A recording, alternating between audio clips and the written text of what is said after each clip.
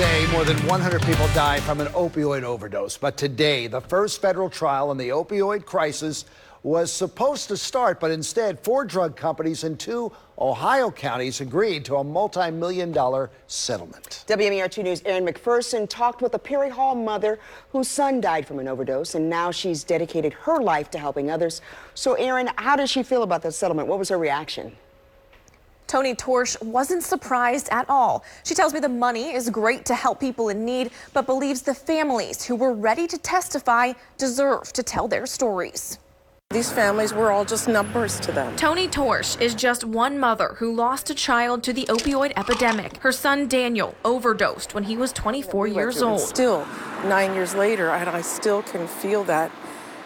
I just can't describe it, that immense, overwhelming pain. Now she runs the Daniel Carl Torsch Foundation to help addicts with treatment and recovery. Recovery's possible. It happens every day. Since she's so involved in the community, she follows new developments in the opioid crisis. When she found out 4 drug companies decided to pay millions of dollars instead of going to trial Monday morning, she wasn't surprised. What company wants to see the faces of parents and family members coming in and testifying of how the drug epidemic destroyed their life? Torsch wishes these families would have gotten the chance to tell their stories. They need to have some kind of closure, if there is such a thing, when there's a death like that.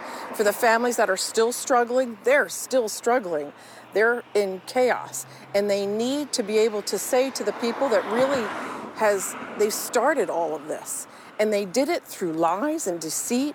They need to see those families. They need to look them in the eyes. The only positive, she says, the $260 million helps supply families with the resources they need. You can start to see little glimmers of progress now that we've had some money come down from the federal government and the state government, and it's finally reaching the different corners of our communities, but it's a slow-moving wheel.